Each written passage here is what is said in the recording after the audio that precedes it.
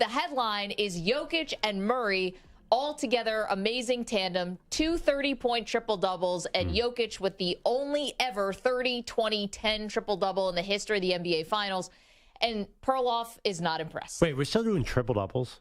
Triple-doubles is the most overrated stat in the history of sports. Russell Westbrook won the MVP because of triple-doubles, and all the media is like, that's the worst MVP we ever gave out.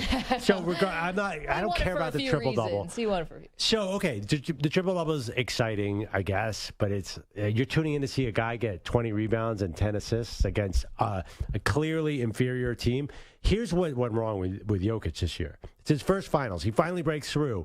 And who's he go up against? The Miami Heat, who mysteriously switch off him all the time. So he's posting up Kyle Lowry, who's 6'1", and hitting a little 8-foot runner. It's so boring. This is one of the most boring finals I've ever seen, Maggie. Wow, and you're a massive NBA fan, so I feel like for you to say that. I'm not a massive 8-footer fan. I mean, what is he doing that's exciting? Okay, but here's the thing. It might not be the dunks. We know it's more of an old man game, but isn't it impressive to you? And this is what impresses me about Jokic, is I don't know when the possession starts how this thing is going to get in the basket, but it's going to get in the basket. It's going to be roller off the rim. It's going to be weirdly off the backboard. He's going to have to, find a cutting teammate. I feel like I know that they are very likely to score, especially when Miami he doesn't play defense like they didn't last night. And basically, I don't say they no-showed the game, but they were not good.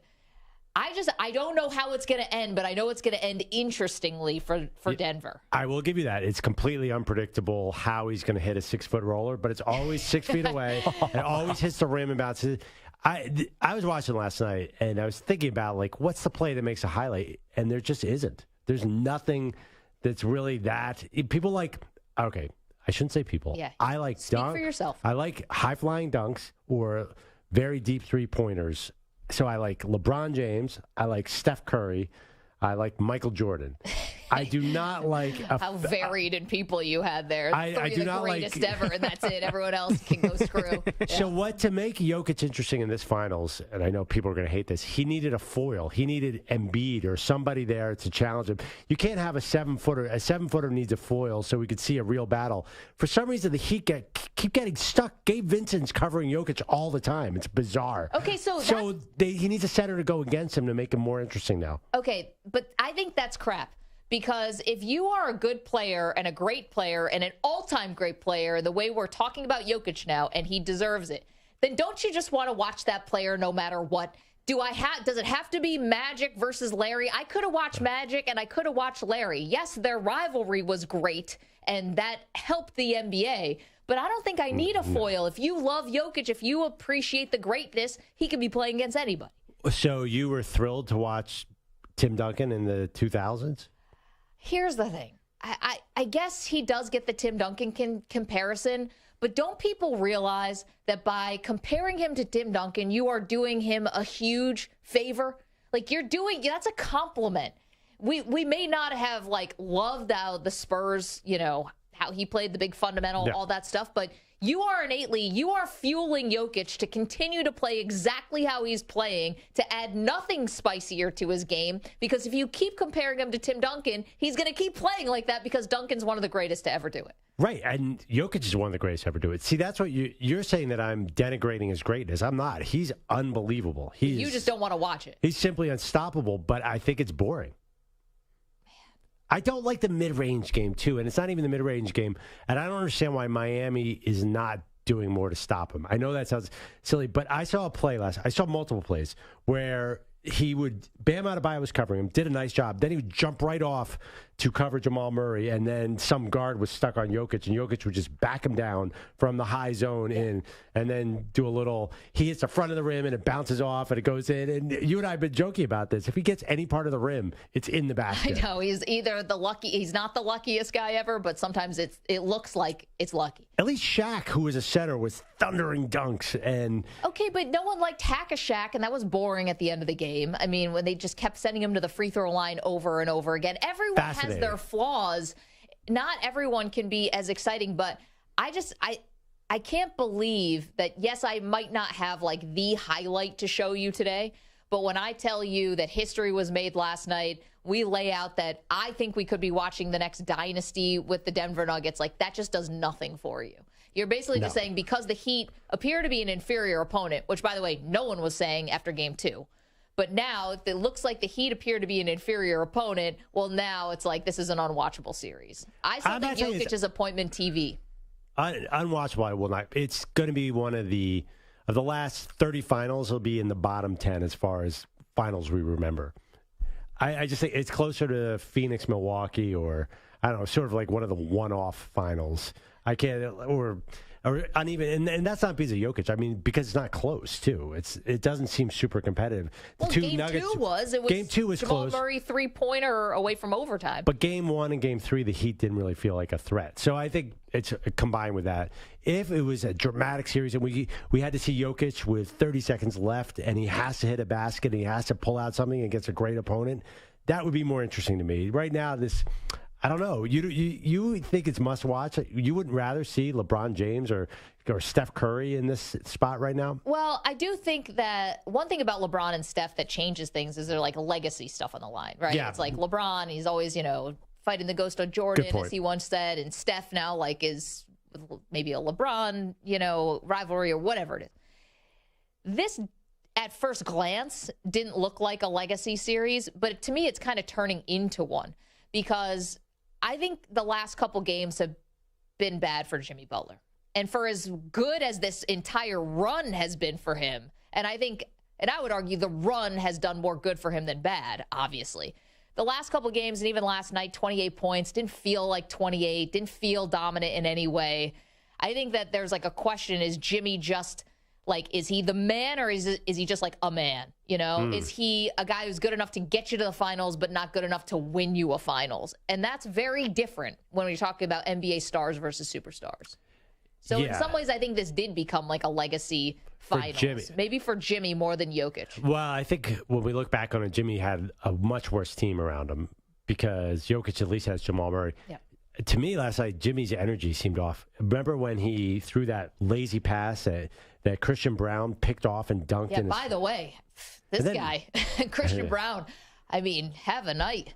Yeah, and then Jimmy, by the way, didn't even run after him. He was just kind of low energy all night to me. And he missed, I know he scored 28 points, but he missed a lot of shots. And in the first half, his misses were, Denver was kind of begging him to shoot. So I was really disappointed.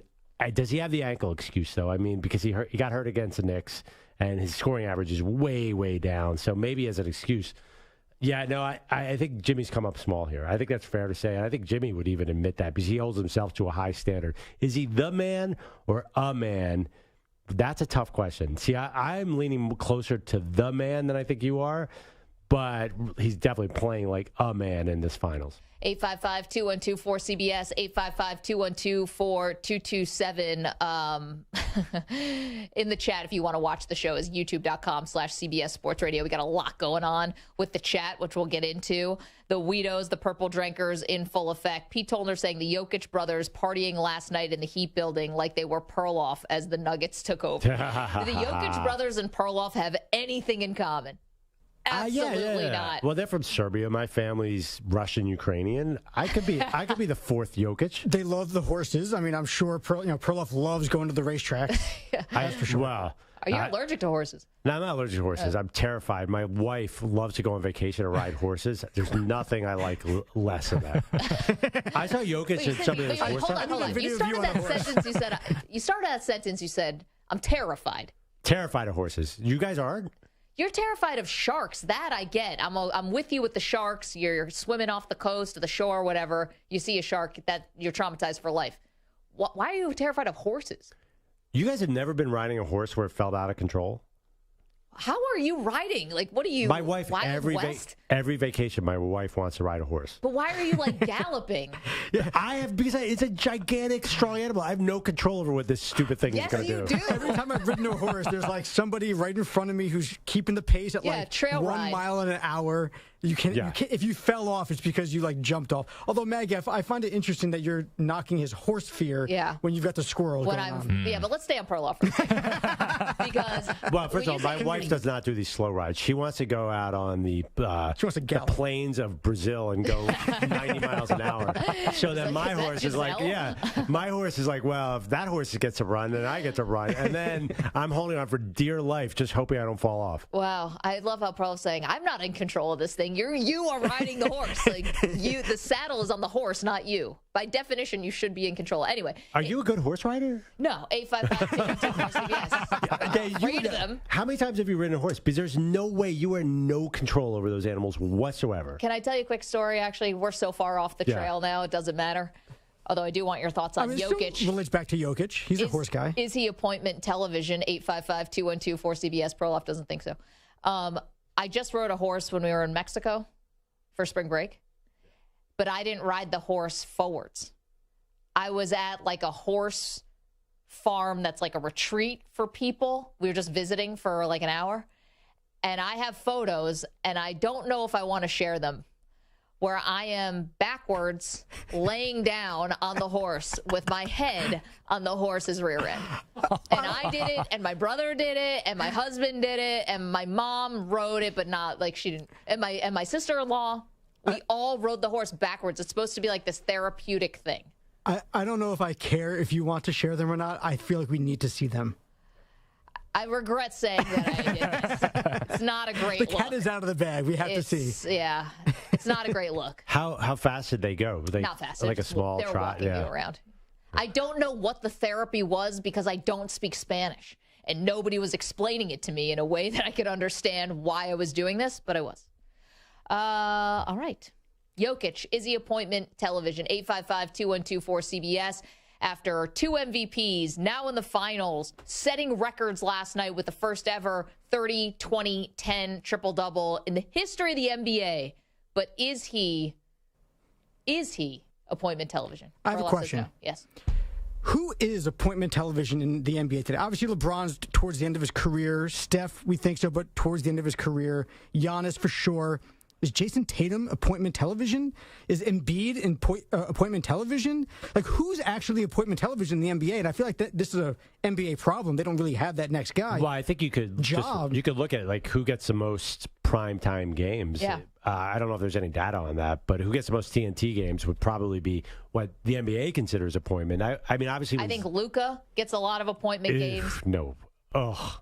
The Mavs are on national TV all the time, whether you like it or not. I don't find Luka very entertaining either. But just because they're the most watchable doesn't mean that they are appointment television, right? So, like, Embiid might be more watchable than other guys in the NBA now, but compared to, like, LeBrons and Stephs, like, at their peak, right? Who do people really want to watch Embiid play? I think people do. I think people do like Embiid. I mean, he plays more defense than Jokic does, so he's better on that end of the floor if that matters to you. And Embiid's got a lot of moves around the basket, and he can shoot threes. The problem with me with Embiid, he's always on the ground. It's like he's constantly falling down, falling over. For some reason, that bothers me. Yeah. Ja Morant, if Zion can get his act together, I think that he would be appointment. I think Kevin Durant and Booker still hold an appeal. So I think there are a lot of guys out there. Yeah, I mean, the question is Jokic one of them? Ja, definitely one of them. I think Zion, they went crazy on Zion one year, and then he got hurt, and they were stuck with all these Pelicans game, and I think they got mad at that.